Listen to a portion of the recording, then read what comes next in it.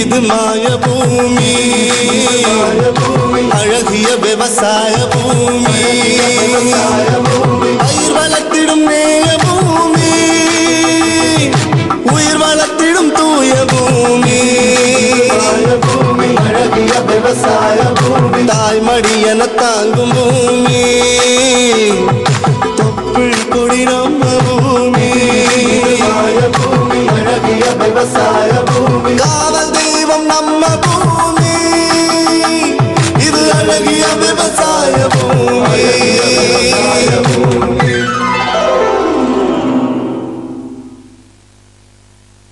வணக்கம் வேளாண்மையாளர்களே, இந்திய வேளாண் அமைச்சகமும் கோயம்புத்தூர் பொதிகை தொலைக்காட்சி நிலையமும் இணைந்து வழங்கும் சிறுவட்ட ஒளிபரப்பு வேளாண் நிகழ்ச்சிக்கு உங்களோடு வரவேற்கிறோம். ஏராளமான செய்திகள், தகவல்கள், நிகழ்வுகள் இவற்றுடன் நான் கவிப்பிரியா. முதலில் தலைப்புச் செய்திகள்.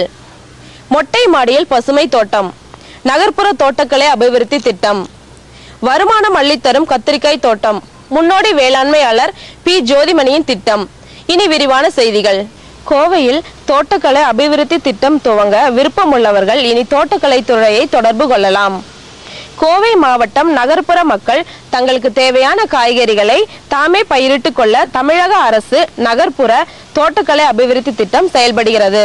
வீட்டின் மேல் தளத்தில் தோட்டம் அமைக்க இடுபொருட்களும் கையோடு 50% மானியத்தில் 1352 ரூபாய்க்கு தோட்டக்கலை துறையால் வழங்கப்படுகிறது. 10 வகையான காய்கறி விதைகள், காய்கறி செடிகளை வளர்க்க தென்னை நார் கழிவு கட்டியுடன் கூடிய பாலித்தீன் பைகள், பிளாஸ்டிக் பூவாளி, மண் அள்ளும் கருவி, மண் கிளறும் கருவி வழங்கப்படுகின்றது. தேவைப்படுபவர்கள் கோயம்புத்தூர் தோட்டக்கலை துறை துணை இயக்குனர் அலுவலகத்தினை தொடர்பு கொள்ளலாம். ஒரு சிறு விளம்பர இடைவேளைக்கு பின் வேளாண் செய்தி அறிக்கை தொடரும். விவசாயி கால் சென்டரை வேளாண் செய்தி அறிக்கை தொடர்கின்றன. கோயம்புத்தூர் காரமடை வெள்ளியங்காடு பகுதியைச் சேர்ந்த முன்னோடி வேளாண்மையாளர் பி ஜோதிமணி கத்திரிக்காய் சாகுபடியில் சாதனை செய்கிறார். இவரது தோட்டத்தில் கத்திரிக்காய்கள் மின்னுகின்றன. மின்னுவதெல்லாம் பொன்னல்ல, ஆனால் மின்னுவதெல்லாம் ஜோதிமணியின் தோட்டத்தின் கத்திரிக்காய் என்று சொல்லலாம். கத்திரிக்காய் சாகுபடி நுணுக்கங்களை ஜோதிமணியின் மூலமாக தெரிந்து கொள்ளலாம். மேட்டுப்பாளையம் பக்கத்தில் பணப்பாளையம் புதூர் அப்படிங்கிற ஒரு கிராமத்தில் கத்திரிக்காய் தோட்டத்தில் தான் இப்போ நம்ம பேசிட்டு இருக்கோம். இங்கே கத்திரிக்காயெல்லாம் வந்து பார்த்துட்டிங்கன்னா எவ்வளோ அழகாக விளைஞ்சிருக்கு அப்படின்னு சொல்லி இதை பார்த்தாலே உங்களுக்கு தெரிஞ்சிட்டு இருக்கோம். இந்த தோட்டம் பூராமே கத்திரிக்காய் வாசம் வீசுது அப்படின்னு சொல்லலாம். இந்த வாசத்துக்கு சொந்தக்காரர் தான் இப்போ நம்ம பார்க்க போகிறோம். இந்த தோட்டத்தினுடைய விவசாயி ஜோதிமணி அவங்க தான் இந்த கத்திரிக்காயை பராமரிக்கிறாங்க. எப்படி பராமரிக்கிறாங்க, என்னென்ன மருந்துகள் எல்லாம் கொடுக்குறாங்க, அதெல்லாம் எப்படி பயன் தருது, பலன் தருது அப்படின்னு சொல்லி அவங்க கிட்டே கேட்கலாம். சொல்லுங்க ஜோதிமணி, இப்போ இந்த கத்திரிக்காய் எத்தனை ஏக்கரா பயிரிட்டு இருக்கீங்க? அரை ஏக்கரா பண்ணிருக்கோம். அரை ஏக்கரா பயிரிட்டு இருக்கீங்க. அரை ஏக்கராக்குன்னு சொல்லும் பொழுது எத்தனை நாத்து பிடிச்சிருக்குங்க? 2000 நாத்து பிடிச்சிருக்கு. 2000 நாத்து பிடிச்சிருக்கு. இப்போ இந்த 2000 நாத்தினோட ஈல்டு உங்களுக்கு எத்தனை மாதத்துல கிடைக்கும்? 2 மாதத்துல கிடைக்கும். 2 மாசத்துல கிடைச்சிடும். 2 மாதத்துல இருந்து எத்தனை மாதத்திற்கு இந்த கத்திரிக்காய் உங்களுக்கு விளைச்சலை கொடுத்துக்கிட்டே இருக்கும்? 6 மாசம் கரெக்டா கொடுக்கும். 6 மாசம் கொடுக்குங்களா?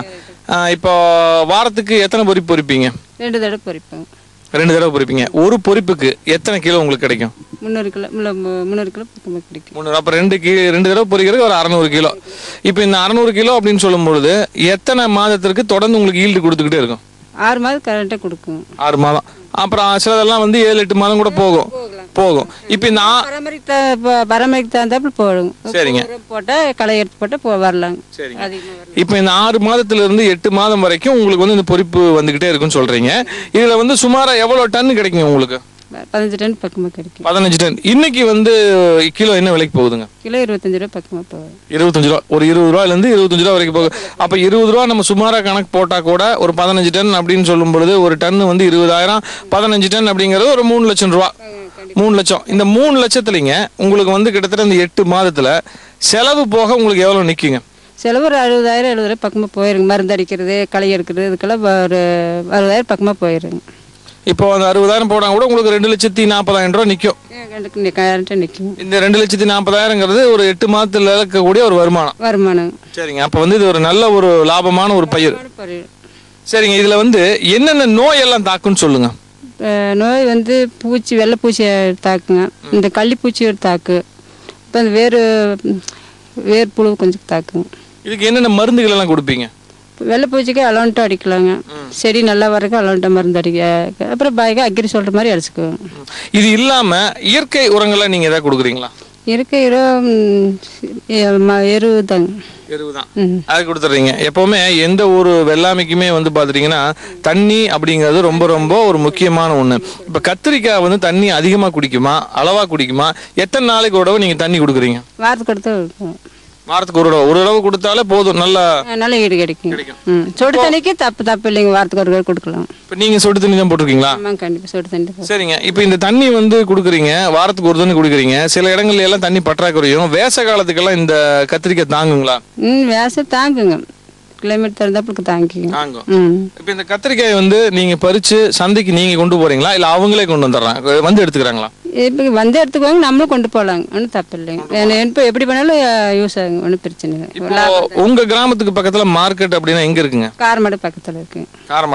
காரமடை மார்க்கெட்ல இது நல்ல விலைகள் எடுத்துக்கிறாங்க. ஒன்றும் தப்பு இல்லை, எடுத்துக்கிறாங்க. இப்ப நீங்க வந்து தொடர்ந்து வந்து ஒரு 6 மாசம் 8 மாசம் வந்து இந்த கத்திரிக்காய் விளைச்சல பண்ணிட்டு இருக்கிறீங்க. விளைச்சலுக்கு பின்னாடி மறுபடியும் கத்திரிக்காய் போடுவீங்களா, இல்ல வேற ஏதாவது பயிர் போடுவீங்களா? காடு வேற பக்கம் போடலாங்க, ஒன்றும் தப்பு இல்லைங்க. இந்த வருஷம் போட்டோம், வேற காட்டில் இன்னொரு தடவை மாற்றி போட்டேன்னு இந்த காட்டுல கத்திரிக்காய் எடுத்துட்டு வேற என்ன போடுவீங்க? வேற என்ன நம்ம சொல்றதுக்கு என்ன, இந்த பூசெடி நெல்லாங்க, வேற என்ன வேணும் நெல்லாம் பண்ணுவீங்க. இப்போ வந்து ஓட்டி விடும்போது ஓட்டி விடும்போது அப்படியே செடியோட வச்சு ஓட்டி விட்டுருவீங்களா நீங்க? இல்லைங்க, பிடிங்கி எரிஞ்சிட்டு ஓட்டுவாங்க. இல்லைன்னா வெட்டி விட்டோன்னு ஒரு 20 நாள் கழிச்சு அப்புறம் ஓட்டலாங்க. சரிங்க. இப்ப வந்து இந்த கத்திரியை வந்து வேற ஏதாவது ஒரு பயிர்ல ஊடுவு பயிரா பண்ண முடியுமா? பண்ண முடியாதுங்க. அப்போ ஒரு 2 மாசத்துல சரி மூடிக்குங்க, அதனால ஒன்றும் பண்ண முடியாது. இல்ல இந்த கத்திரிக்குள்ள வேற ஏதாவது நம்ம ஊடு பயிரா பண்ண முடியுமா? இல்லை, எது பண்ண எந்த ஊடு பயிர் பண்ண முடியாது, போட்டால் தனியாக தான் போட முடியும். தனியாக தான் போட முடியும். இப்போ நீங்க மருந்தெல்லாம் கொடுக்குறேன் அப்படின்னு சொல்றீங்க, எப்படி டைரக்டா ஸ்ப்ரே வச்சு அடிச்சிடறீங்களா, இல்லை எப்படி கொடுக்குறீங்க? செடிக்கு போடலாங்க, இப்போ தண்ணிக்குள்ள கலக்கி டிப்ஸுக்குள்ள கலக்கி ஊற்றலாம். ட்ரிப்பிளியே கலக்கி விட்டுறீங்க, அதுவே வந்து உங்களுக்கு சரியான இதாயிருது. பொட்டாசியம் காம்ப்ளெக்ஸ் கீழே போட்டுடலாம், செடிக்கு பக்கத்தில் போட்டு தண்ணி விட்டாலும் கரைஞ்சிக்குங்க. இப்போ மேட்டுப்பாளையம் அப்படின்னு சொல்லும் பொழுது சுற்றி வந்து பார்த்தீங்கன்னா மழை நிறைய இருக்குதுங்க. இந்த அதாவது விலங்குகள் தொந்தரவு அப்படின்னு எதாவது இருக்குங்களா? ஆமாங்க, அந்த பன்னி கொஞ்சம் தொந்தரவு இருக்குங்க. செடிக்குள்ளே பூந்து செடி முறிக்கிறது பண்ணுறது பன்னி தொந்தரவு அதிகம் தாங்க. ஆமாங்க. அப்புறம் யானைகள் ஏதாவது வருங்களா இங்கே? ஜாஸ்தி இல்லைங்க அது. சரிங்க. இப்போ பன்னி வரும் அப்படின்னு சொல்றீங்க, அதை ஏதாவது விரட்டுறதுக்கு ஏதாவது பண்ணுவீங்களா நீங்கள்? ஒன்றும் பண்ண முடியாது, அதாவது போயிடாதாங்க, ஏதோ பேட்டை போட்டு முடுக்கினா தான் போகுங்க, இல்லாட்டி போகாது.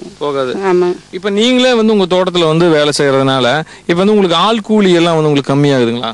இல்லைங்க, ஆள் கூலியெல்லாம் 200 பக்கமாக, ஒரு ஆள் வந்தால் செஞ்சால் 200 பக்கமாக. இப்போ நீங்கள் வந்து நீங்கள் வேலை செய்கிறீங்களா, இல்லை ஆளை வச்சு எல்லாம் பார்க்குறீங்களா? கூட நம்ம செஞ்சாதாங்க இப்போ ஆளுக்கு வேலை செய்வாங்க. நம்ம போய் வீட்டில் இருந்துட்டு காட்டில் ஆள் விட்டானே செய்வேன், ஒரு ஒர்க் ஆகாது. அப்போ வந்து பெண்கள் வந்து ஈஸியாக வந்து இந்த கத்திரி பயிரிடுறத வந்து பண்ணலாம் அப்படிங்கிறீங்க? ஆமாம், கண்டிப்பாக பண்ணலாம், ஒன்றும் பண்ணலாம், எந்த ஒரு தப்பும் வராது. பண்ணிக்கலாம், இப்போ பெண்களே பண்ணிக்கலாம், ஒன்றும் தப்பு வராது. இப்போ நம்ம ஜோதிமணி அவங்க சொன்ன மாதிரி, அதாவது இவங்க பயிரிட்டது வந்து வெறும் 1/2 ஏக்கரா தான். இந்த 1/2 ஏக்கரால வந்து கத்திரி பயிரிட்டு இருக்காங்க. இதுல வந்து சுமாரா வந்து ஒரு 2000 நாத்து வந்து பிடிக்கும் அப்படின்னு சொல்றாங்க. இது வந்து 60 நாள் கழிச்சு, அதாவது 2 மாதம் கழிச்சு தொடர்ந்து 6 மாதத்துல இருந்து 8 மாதம் வரைக்கும் இது வந்து கத்திரிக்காய் வந்து ஈல்டு கொடுக்கும் அப்படின்னு சொல்றாங்க. இப்போ நம்ம இங்க பார்த்துட்டு இருக்கிற கத்திரிக்காய் எல்லாம் வந்து இவங்க தோட்டத்துல இருந்து பொறிச்ச ஒரு அழகான ஒரு கத்திரிக்காய் தான். இதன் மூலமா அவங்க சுமாரா வந்து இந்த 6 இருந்து 8 மாதத்துல 15 டன் வரைக்கும் கிடைக்கும் அப்படிங்கிறாங்க. இன்னைக்கு மார்க்கெட் மதிப்பு பிரகாரம் வந்து பாத்தீங்கன்னா ஒரு கிலோ அப்படிங்கிறது 20 ரூபாய்க்கு போயிட்டு இருக்கு. அப்போ ஒரு டன் அப்படிங்கிறது 20,000 ரூபாய்க்கு போயிட்டு இருக்கு. அப்போ சுமார் 6 மாதத்துல இருந்து 8 மாதத்துல 15 டன் 1/2 ஏக்கரால வந்து இவங்க ஈல்டு எடுக்கிறாங்க. அது வந்து டோட்டலா சொல்லணும் அப்படின்னா 3 லட்சம் ரூபாய் வரைக்கும் வருமானம் வருது. அந்த 3 லட்சம் ரூபாயில வந்து அவங்களுக்கு செலவு கூட கிட்டத்தட்ட ஒரு 60 ரூபாயிலிருந்து 70 ரூபா வந்து போச்சுன்னா கிட்டத்தட்ட 2,30,000 ரூபா 40,000 ரூபா. 2 களை எடுத்தா போதுங்க, சரி, அப்புறம் முடிக்கும், ஒன்றும் பிரச்சனை இல்லை. அந்த அளவுக்கு வந்து ஒரு வருமானம் கொடுக்கக்கூடிய ஒரு பயிர். பெண்கள் எல்லாமே வந்து அவங்களுடைய தோட்டத்தில் அவங்களே பயிரிட்டு ஒரு அழகா ஈஸியா லாபம் சம்பாதிக்கக்கூடிய ஒரு கிராப் அப்படின்னு சொல்றாங்க.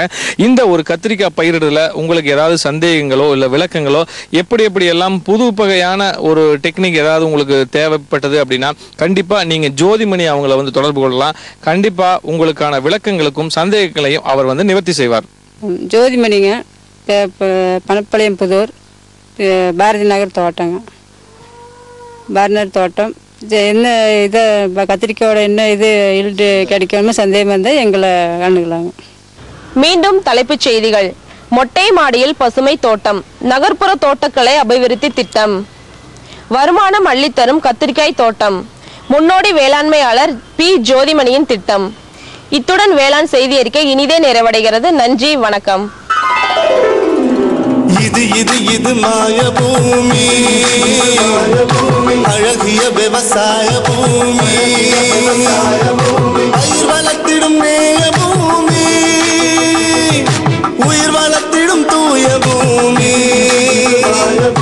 அழகிய விவசாய பூமி, தாய்மடி என தாங்கும் பூமி, தொப்புள் கொடி நம்ம பூமி,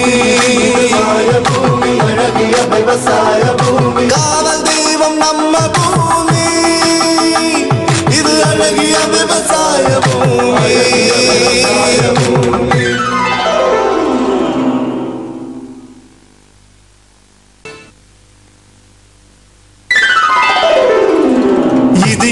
இது மாய பூமி, அழகிய விவசாய பூமி, பயிர் வளர்த்திடும் நேய பூமி, உயிர் வளர்த்திடும் தூய பூமி, அழகிய விவசாய பூமி, தாய்மடி என தாங்கும் பூமி, தொப்புள் கொடி நம்ம பூமி, அழகிய விவசாய பூமி, காவல் தெய்வம் நம்ம பூமி, இது அழகிய விவசாய பூமி.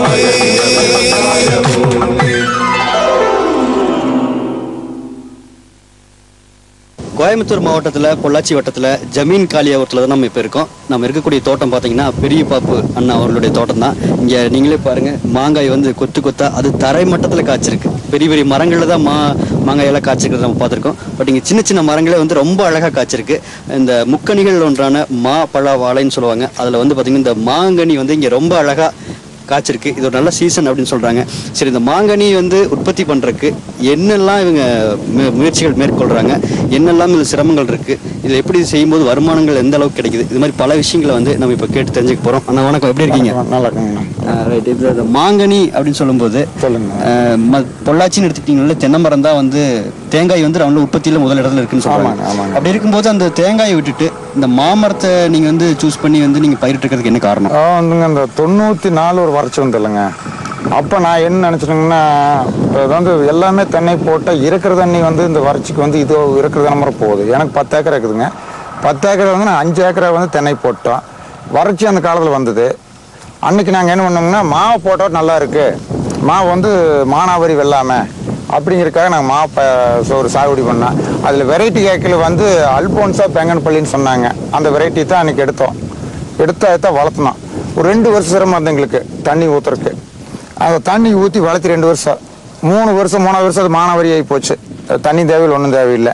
அந்த வறட்சி தாங்குச்சு. 2001 வறட்சி வந்து அப்பவும் தாங்குச்சு, ஒரு குழப்பம் இல்லை. இப்பவும் வறட்சியாக இருக்குது, எந்த பிரச்சனையும் எங்களுக்கு. அதுக்கு வந்து எஸ்டிமேட் செலவு அன்னைக்கு பார்த்தீங்கன்னா ஒரு செடிக்கு வந்து 150 ரூபா வந்தது. குழி எடுத்து கண்ணு வாங்கிட்டு வந்து ஓரக்கு 150 ரூபா வந்தது. எப்போ இன்னைக்கு கிட்டத்தட்ட 96 கணக்கு பண்ணிக்கோங்க. இப்போ எங்களுக்கு எந்த சிரமம் இல்லை.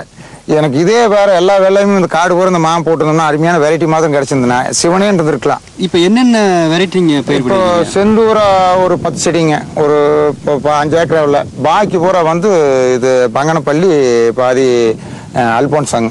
இப்போ நீங்கள் வந்து 96 நெட்டினு சொல்கிறீங்க. ஆமாங்க. இது நெட்டி நீங்கள் கொண்டு வரதுக்கு என்னென்ன சிரமங்கள்? ஒரு சிரமம் இல்லைங்க. அதாவது வந்து குழி விட்டு குழி எடுத்தோம், கண நெட்டினா. ஒரு 2 வருஷம் வந்து பொம்பளையில பிடிச்சி தண்ணி எடுத்து ஊற்றோம். அன்னைக்கு வந்து உங்களுக்கு சொட்டு நீர்லாம் கிடையாது, அந்த அளவுக்கு ஒரு மெசாட்டியும் கிடையாது. அப்படி இருக்கிறதெல்லாம் தண்ணி விட்டு வளர்த்தணும். 2 வருஷம் வளர்த்தணும். 3வது வருஷம் பார்த்தீங்கன்னா கீழே கவாத்து போட்டு மண் சாத்தணும். வேறு மண்ணை பாருங்க, அந்த மண்ணத்தை இப்படி சாத்த கவாத் பண்ணி மண்ணை சாத்தணும். மரத்து கிடையாது. 3வது வருஷத்துல ஆரம்பிக்கணும். சரிங்க. 3வது வருஷம் இருக்கு, 5வது வருஷம் இப்படி கீழே கவாத்து வரும். செடி வந்து கீழே நிலத்தோட ஒட்டாம கவாத் பண்ணணும். கவாத் பண்ணி மண்ணை சாத்திடுவோம். நிலத்தோட இருக்கிற கிளைகளை வெட்டணும், வெட்டி விடணும். கீழே வந்து காத்தோட்டமா இருக்கணும். மேல சூரிய வெளிச்சம் வந்து நல்லா வரணும். அப்பதான் உங்களுக்கு காப்பு நல்லா இருக்கு. இப்போ வந்து ஒரு ஏக்கருக்கு எத்தனை மரம் நட்டலாங்க? ஒரு ஏக்கருக்கு வந்து இதுல வந்து இப்ப கணக்கு பாத்தீங்கன்னா 20 அடி ஒரு செடிக்கு செடி, ஒரு செடிக்கு இன்னொரு செடி. சிலர் பாத்தீங்கன்னா பக்கம் நட்டிக்கிறாங்க. அது குறிப்பிட்ட வயசு வர வரைக்கும் வளர்ந்ததுன்னா அது ஒரு மரத்தை அழிச்சிடலாம்ங்கிறாங்க. நாங்க அன்னைக்கே காத்தோட்டம் நல்லா இருக்கட்டும், சூரிய வெளிச்சம் நல்லா இருக்குன்னு தான் 20 அடிக்கு ஒரு செடி நட்டிக்கிறோம். சரிங்க. இப்ப வந்து 3வது வருஷத்துல இருந்து அந்த மண்ணு இணைச்சு சொல்றீங்க. 3வது வருஷம் இருக்கு, 5வது வருஷம் இருக்கு. கீழே கபாத்து வந்து இப்ப செடி வந்துருங்க. இப்ப காப்பு எத்தனை வருஷத்துல இருந்து காய்க்க ஆரம்பிக்கும்? காப்பு வந்து 3வது வருஷத்துல இருந்து ஆரம்பிச்சிடுதுங்க. 3வது வருஷமா ஆரம்பிச்சிடுது. பொதுவா மாமரம் பாத்தீங்கன்னா மரத்துல தான் காய்க்குன்னு சொல்லுவாங்க. இது செடியிலேயே இது ஒட்டு ரகம்ங்க. சரிங்க. இது ஒட்டு ரகம், அப்படித்தான் காய்க்கி. வெரைட்டி அதாவது ஒட்டு ரகம் நிறைய இருக்குது. மாவுல எத்தனையோ சாதிகள் இருக்கலாம், வெரைட்டிகள் இருக்கலாம். ஆனா இருந்தாலும் வந்து உண்மையான வெரைட்டி எது, உண்மையான பண்ணையில எப்படி போட்டு நாம் நாத்து வைக்கிறாங்கன்னு போய் பார்க்கணும். பார்த்து எடுத்து வந்து போடணுங்க. போட்டு பண்ணீங்கன்னா உங்களுக்கு எந்த பிரச்சனையும் இல்லை. நாற்றுகள் எங்க கிடைச்சது உங்களுக்கு? இது இங்க ஆலத்தூர் போய் எட்டு வந்தோம்ங்க. ஆலத்தூர். இப்போ ஒரு கன்றோட விலை என்ன வருது? அன்னைக்கு வந்து 40 ரூபாய்ங்க ஒரு கண்ணு. 40 ரூபாய் கண்ணு. தற்சமயம் என்ன விலை கிடைக்கும்? இப்போ ஜாஸ்தியா இருக்கு. நாங்க 19 வருஷமா அதுலங்க செடி போட்டு இப்ப ஜாஸ்தியா இருக்குங்க. இப்ப வந்து 3 வருடம் வரைக்கும் தண்ணி மட்டும் விட்டா போதுங்கிறீங்க. அது கூட இந்த உரங்கள் 2 வருஷம் விட்டீங்கன்னா போதுங்க. வேற ஒண்ணும் வேண்டாம் உங்களுக்கு. 2 வருஷமா தண்ணி விட்டீங்கன்னா போதும். அதுக்கு உரங்கள் வளம் அது மாதிரி வளம் நாங்க ஒண்ணும் பண்ணலீங்கண்ணா வரைக்கும். வளமோ தண்ணியோ ஒண்ணும் கிடையாது இன்ன வரைக்கும். பாத்தீங்கன்னா இது வந்து இப்போ இயற்கையா வந்தது. இது தண்ணி இல்லாமயே இந்த வளர்த்தியது. அதை பாருங்க, அது குட்டரகமா இருக்கும் பாருங்க. செடி வந்து குறுக இருக்கும் பாருங்க. இதோட செடி சிறுசா இருக்கு. அதாவது நம்ம தண்ணி வச்சு வளம் போட்டோம்னா எல்லா செடி இன்னுமே பெருசா இருக்கு. அதாவது இது ரசாயன உரங்கள் பயன்படுத்தாம இயற்கையில வர்றது ஒண்ணும் கிடையாது. ஆர்கானிக் ஒண்ணுமே கிடையாது. ஆர்கானிக் எந்த வளம் கிடையாது. மழை தண்ணி காட்டிலுடைய நட்பு தான். வேற இது நாங்க ஒண்ணுமே பண்றது இல்லையே. சரி, இப்ப வந்து மற்ற வெள்ளாமை கம்பேர் பண்ணும்போது இப்ப நீங்க வந்து பொள்ளாச்சினா தோப்பு இல்லாட்டி இந்த காய்கறி இப்ப தக்காளி அல்லது கத்திரி இது மாதிரி எல்லாம் பண்றாங்க நல்லா. ஏன்னா டெய்லியும் பணப்பயிர்னு சொல்றாங்க, டெய்லியும் வருமானம் வரக்கூடிய. அப்படி இருக்கும்போது இந்த மாங்காய்ங்கிறது வருஷத்துலங்கிற சீசன் ஒரு டைம் தான் வரும். இடக்காப்புன்னு சொல்லுவாங்க. இது எப்படி உங்களுக்கு வந்து வருமானம்? இப்போ வந்துங்க நம்ம 10 ஏக்கரை வச்சிருக்கிறோம். இந்த 10 ஏக்கரை வந்து பாதி தென்னை போட்டீங்கன்னா ஒரு 60 நாளைக்கு ஒருக்கா, இன்னைக்கு 70 நாளைக்கு ஒருக்கா தேங்காய் வெட்டுறாங்க. அது கம்பேர் பண்ண முடியாது. இது வந்து தண்ணி பாய்க்கிறது இல்ல, எந்த சிரமம் கிடையாது, உழவு ஓட்டுறது கிடையாது, வளம் போடணுங்கிற அவசியம் இல்ல, எந்த பிரச்சனையும் இல்ல. நம்ம செடி நெட்டி 2 வருஷம் பாங்கா வச்சுட்டு இருந்தோம்னா நீங்க அதுல இருந்து தொடர்ச்சியா வந்து வருஷம் ஒரு அமௌண்ட். இப்ப இந்த செடி வந்து 1200 ரூபாய்க்கு கிடைச்சுக்கணும் வச்சுக்கோங்க. ஒரு செடி பெருசு சிறுசு எல்லாமே கொட்டை நட்டை எல்லாமே. இப்போ அதாவது 1200 ரூபாய்க்கு அடைஞ்சிருக்குன்னா அது என்ன கணக்கு? அதாவது லீஸ் கொடுற ஒரு வருஷத்துக்கு ஒன்னு இருக்கு.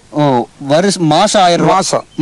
சரி, மாசம் 100 ரூபாய். மாசம் 100 ரூபாய், 120 ரூபாய் வரும் மாசம். 100 ரூபாய்னு வச்சுக்கோங்க. ஒரு வருஷத்துக்கு நம்ம 12 மாசத்துக்கு பேசுறது வந்து உங்களுக்கு ஒரு வருஷத்துக்கு வந்து 1200 ரூபாய் செடி.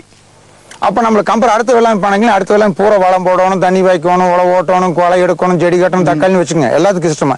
இது எந்த சிரமம் கிடையாது. முடிஞ்சு 3 வருஷத்தோட பினிஷிங் முடிஞ்சது. அது எப்படி இந்த காய் பறிக்கிறது? அதுக்கு எக்ஸ்போர்ட்காரர் வந்து அவங்களே வந்து ஒரு வருஷத்துக்கு ஒருக்கா வந்து ஒரு அமௌண்ட் கொடுத்துட்டு பேசிட்டு எவ்வளவு பேசுறாங்க அந்த அமௌண்ட் ஃபுல் அமௌண்ட் அப்பவே கட்டிடுவாங்க. ரெடி கேஷ் அப்பவே கட்டிக்குவாங்க. அவங்க ஒரு வருஷத்துக்கு வந்து அவங்க பராமரிப்பு செலவு, அவங்க காய் எடுக்கிற பொறுப்பு எல்லாம் அவங்க பொறுப்பு. நம்மளுக்கு எந்த சிரமம் கிடையாது. பணத்தை வாங்கி போட்டியில் வச்சுக்கலாம். சரி, இப்ப வந்து மாமரம் அப்படின்னு எடுத்துட்டீங்கன்னா 3 வருஷத்துல காய்க்கிறதுக்கு வருது. அதுல இருந்து எத்தனை வருஷம் வரைக்கும் அது காப்பு நம்மளுக்கு? அதாவது வந்து வயசு மாமரத்துக்கு கிட்டத்தட்ட 70-80 வருஷம் இருக்காங்க. அது நாம கொஞ்சம் பக்கம் வச்சிருந்தா 100 ஆண்டுகள் வரும் இருக்காங்க. ஒரு தலைமுறை பார்க்கலாம். அது நம்ம கிட்ட பக்கம் இருக்குது. நான் பாங்க வச்சுக்கணும். அந்த மருந்து அடிக்கிறதுல வந்து வேக்கானமா மருந்து அடிக்கணும். இப்ப வந்து இடைவெளி பாத்தீங்கன்னா நீங்க நிறைய இடைவெளி கொடுத்துருக்கீங்க. ஆமாங்க. இதுல வந்து வேற ஏதாவது ஊடு பயிரோ அல்லது நெல் நட்டிக்கிறோம் பாருங்க. நெல்லி அது எப்படி உங்களுக்கு அதுக்கு பராமரிப்பு ஏதாவது இருக்குங்களா? அதுக்கு எல்லாமே மானாவாரி தான். நெட்டியாச்சு காய்ச்சா காய்க்க வேண்டியது போக வேண்டிய. இப்ப மாமரத்துக்கு நம்ம செலவு பண்ண போறது இல்லை. இதுக்கு தனி நெல்லிக்கும் எஸ்டிமேட் பண்றது இல்லை. இது 4 மாதத்துக்கு இடைவெளி வந்து பாத்தீங்கன்னா ரவுண்ட் சதுரம் பாத்தீங்கன்னா 40 அடி வருது. இந்த பக்கம் அந்த பக்கம் பாத்தீங்கன்னா 20-40 அடி வருதுங்க. 40 அடி சென்டர்ல ஒரு நெல்லி மரத்தை வச்சு விட்டோம்னா அது கவர்ட்டும். அந்த மாதிரி. சரி, இப்ப வந்து ஒரு சம்மர் அதாவது வேசையை தாங்கக்கூடிய பயிர் அப்படின்னா இப்ப மாமரம் நீங்க சொல்றீங்க. இப்ப வந்து இதுல வந்து தண்ணி இப்ப வந்து மழை கம்மியா இருக்கு இந்த சீசன். ஆமாங்க. அதனால வந்து காப்பு கம்மியாவோ இல்ல அது வந்து மா ஒண்ணு புளி ஒண்ணுங்க. இயற்கையா வந்து ஒண்ணு மா வந்து காய்க்கல புளி காய்க்காம போகுங்க. புளியங்காயும் மாங்காயும் அந்த காலத்துலயும் ஒரு பழமொழி உண்டு. மா வந்து காய்ச்சுன்னு சொன்னா மழை மங்கும்னு சொல்லிருப்பாங்க. புளி காய்ச்சுன்னா பொங்கும்ட்டு இருப்பாங்க. அது அப்படி பழமொழி உண்டு. ஆமா, அதே மாதிரிதான் பாருங்க. நீங்க எங்க வந்து பாருங்க. அதாவது வந்து மாங்காய் வந்து ஏகமா அப்படி ஒன்னா காய்க்காதுங்க. அப்படி காய்ச்ச காலத்துல வந்து மழை கம்மியாகும் சொல்லுவாங்க. நல்ல புளி காய்ச்சுன்னா பொங்கும் சொல்லுவாங்க. அந்த காலத்திலேயே பழமொழி. சரி, இப்ப வந்து மங்கற காலத்துல மாங்காய் காய்க்கும் அப்படின்னு இருக்கீங்க. ஆமாங்க. இப்ப வந்து சுமார ஒரு மரத்துல எத்தனை கிலோ காய் எடுக்கலாங்க? ஒரு குறைஞ்சது ஒரு 500 இருந்து ஒரு 600 கிலோ எடுக்கலாம். அது ஆனா வந்து நீங்க எவ்வளவு காய் எடுத்தாலும் உங்களுக்கு கிடைக்கிறது அந்த ஒரு 1200 ரூபாய் தான். ஏன்னா உங்களுக்கு வந்து இப்போ ஒரு மரம் காய்ச்சிருக்குது. நம்ம விவசாயம் இருந்தாலும் இப்ப தக்காளி நட்டுற 10 கூடைக்கு கொண்டு போற 10 ரூபாய்க்கு வித்தன பண்ற 100 ரூபாய்க்கு வித்தனன்றது அந்த லாப நஷ்டம் இருக்கு விவசாயிக்கு தான். இது எனக்கு லாப நஷ்டம் கிடையாது. நீ காய்ச்சா காய்க்காட்டு போ. எனக்கு காசு. கண்டிப்பா. சரி, இப்ப வந்து இந்த மழை பெய்யற காலத்துல இது பூ பூத்துன்னு வச்சுக்கோங்களேன். ஆமாங்க. அதுல வந்து இந்த மழையோட வேகத்துல பூ பூத்துச்சுன்னு சொன்னாங்க. மழை பெய்ஞ்சுன்னு சொன்னா அந்த பூ நிக்காது, இயற்கை பூ நிக்காது. மாவுக்கு வந்து மழை ஆகாது எப்பவுமே. இப்ப இது வந்து காய்க்கிறதுனா எந்த வருஷத்துல எந்த மாசத்துல இருந்து காய்க்கும்? இப்போ சீசன் அதாவது வந்து கார்த்திகை மாசம் பூ எடுக்குங்க. தை மாசம் பிஞ்சு, தை மாசம் வச்சுங்களா பிஞ்சு. சித்திரை கனிக்கு முடிஞ்சு போகும், காடு க்ளோஸ் ஆயிக்கு. சித்திரைக்கு வந்து உங்களுக்கு கனி ஆயிடும். கனி கிடைக்காதுங்க. சித்திரை கனிக்கு முடிஞ்சு போகும், பங்குனி கடைசிங்களும் முடிஞ்சு போகும். இந்த ஒரு 6 மாத இடைவெளியில பூத்து குலுங்கி காய்ச்சி முடிச்சுடுவோம். அந்த மீதி 6 மாதம் என்ன பண்ணுவீங்க ஐயா? நாங்க ஒண்ணும் பண்றது இல்லைங்க. நாங்க எதுவும் பண்றது கிடையாது. அவங்க வருவாங்க, மருந்து அடிப்பாங்க, பண்ணுவாங்க, போவாங்க. நாங்க வர காடு இருக்கு, சிவன மாடு கண்ண மேய்ச்சி சிவனன்றதுக்குலாம். சரி, இப்ப வந்து நெல்லி வந்து இடையில போட்டிருக்கீங்க. அப்படி இருக்கும்போது உங்களுக்கு மாமரத்துக்கு இருக்கக்கூடிய ஏதாவது பூச்சிகள் வியாதிகள் வந்து நெல்லிக்கோ இல்ல நெல்லியில் உற்பத்தி ஆகக்கூடிய மாமரத்துக்கோ தாக்கறதுக்கான வாய்ப்பு தெரியலீங்களே. சரிங்க, அப்படி தெரியலங்க. தோட்டக்கலை ஒரு அலுவலர் வந்து எங்கிட்ட சொன்னாருங்க. அவர் பேர் நாமம் இல்ல. அவர் வந்து வேற வெள்ளாம் செய்யுது. இதுவும் வந்து வெயிலுக்கு தாங்கி வரும். அதாவது வெயிலுக்கு தாங்கும். நெல்லி வந்து உங்களுக்கு எல்லா மண்ணுக்கு ஒத்துக்கு அப்படின்னு சொல்லி நெல் நாத்து அவங்க தான் கொடுத்தாங்க. தோட்டக்கலை மூலியமா தான் கொடுத்தாங்க. அதைத்தான் சாகுபடி பண்ணாங்க. இதையே இப்ப வந்து கனி அப்படிங்கறதுனால ஏதாவது பறவைகளோ அது வந்து அதோட தாக்குதலோ அதுல இருந்து ஏதாவது காப்பாத்த பண்றீங்க? பறவைன்னு சொன்னா மயில் தான் பிரச்சனை எங்களுக்கு. சரி சரி, மயில் தான். அதுல இருந்து எப்படி தப்பிக்க வைக்கிறீங்க? தப்பிக்க வைக்கிறதுக்கு இல்லைங்க. பழம் வந்து மரத்துல கீழே புறங்கிறது இல்ல, கீழே விழுந்து வேஸ்ட் பண்ணு. ஓஹோ, கீழே விழுந்த பழுத்துக்கள் வந்து வேஸ்ட் சாப்பிட்ரு. சரி, இப்ப வந்து ஒரு சிறந்த முறையில அதாவது மழை இந்த மாதிரி மழை இல்லாத ஒரு காலகட்டத்துல ஒரு சிறப்பான வெள்ளாமை அப்படின்னா நீங்க மாமரம்னு சொல்லியிருக்கீங்க. ஆமாங்க.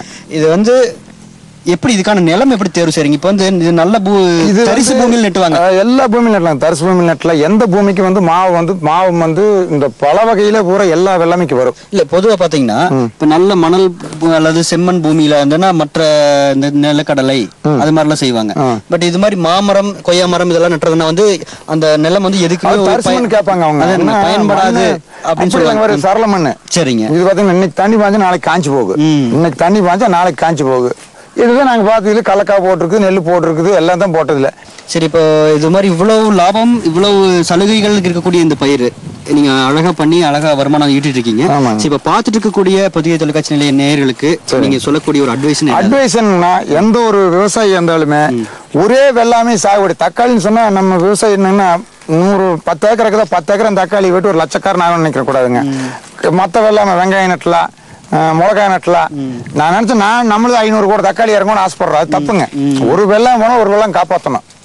தென்னையவே பாட்டுக்க கூடாது. மற்ற வெள்ளாமே ஒரு சின்ன செஞ்சுட்டு இருந்தா தான் நாம எந்த விவசாயம் தப்பிக்க முடியும். தீயினாற் சுட்டப்புண் உள்ளாரும் ஆறாதே நாவினால் சுட்டவடு எனும் வள்ளுவன் வாக்கோடு நிகழ்ச்சியை நிறைவு செய்கிறோம். நன்றி, வணக்கம். இது மாய பூமி, அழகிய விவசாய பூமி, பயிர் வளர்த்திடும் நேய பூமி, உயிர் வளர்த்திடும் தூய பூமி, அழகிய விவசாய பூமி, தாய்மடி என தாங்கும் பூமி, தொப்புள் கொடி நம்ம பூமி, அழகிய விவசாய பூமி, காவல் தெய்வம் நம்ம பூமி, இது அழகிய விவசாய